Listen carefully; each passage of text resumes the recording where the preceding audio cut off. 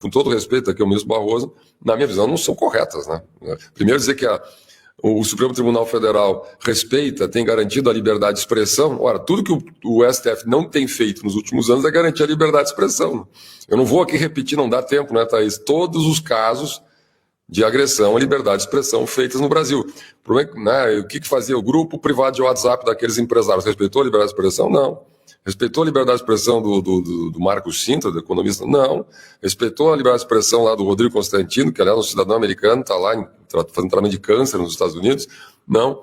Respeitou a liberdade de expressão, sei lá, olha, os casos são dezenas ou centenas. O deputado Marquesi, lá do Paraná, foi banido da internet por nada, por um banner de um evento em Nova York, respeitou a liberdade de expressão, e a revista, que era muito conservadora, tinha que ser desmonetizada, aí inventa alguma coisa aí para desmonetizar aquela revista, respeitou a liberdade de expressão?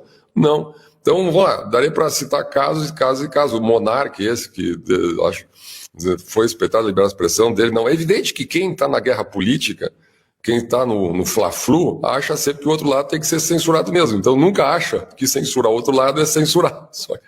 Só que a liberdade de expressão vale para um lado e vale para o outro lado. Então, censura é censura, que quer você goste ou quer você não goste. Né? Então, obviamente, isso não faz nenhum sentido aí, com todo respeito aqui na carta do ministro Barroso. Eu imagino que ele mesmo saiba disso. Né? Acho que aí tem um compromisso institucional que ele acaba mantendo ali. Outra afirmação dele: as ações penais em curso observam estritamente o devido processo legal. Cá entre nós, né? O ex-presidente Bolsonaro tem foro por prerrogativa de função, então deveria estar sendo julgado aonde? O processo dele deveria ir para a primeira instância. Né? Nós tivemos o Canal Livre com o presidente Temer aqui, ele nos contou no Canal Livre que os seus processos, quando ele saiu da presidência, foram para a primeira instância, porque assim que é o devido processo legal. Né? E aí vai, a carta tem, não vou aqui detalhar mais, mas ela tem exatamente essa característica.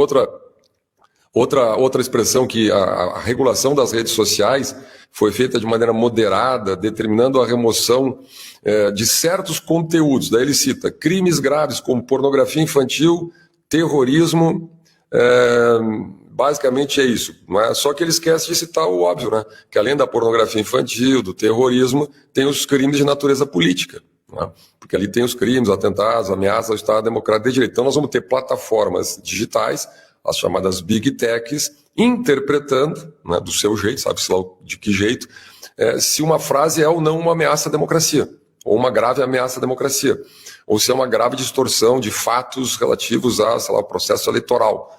Então na verdade, nós temos uma espécie de censura privada descentralizada que ingressa em temas de natureza política, de opinião, chamados delitos de opinião, que jamais deveriam acontecer numa democracia. Se o Supremo tivesse, de fato, estabelecido uma distinção e dissesse, olha, terrorismo, pornografia infantil, indução ao suicídio, isto vai ser objeto, né, do dever de cuidado, etc., dessa responsabilidade sistêmica nas plataformas, ok, ninguém divergiria disso. Agora, quando você entra nos crimes de natureza política, onde existe uma interpretação sobre aquilo que ameaça ou não a democracia, né, e a gente viu exatamente o que aconteceu nos últimos anos no Brasil com esses conceitos, bom, aí, obviamente, nós relativizamos a liberdade de expressão num terreno muito delicado, Então, imagina o seguinte, as plataformas vão ter que decidir se uma piada é ou não adequada, né? Se uma crítica comportamental é ou não adequada contra essa ou aquela minoria.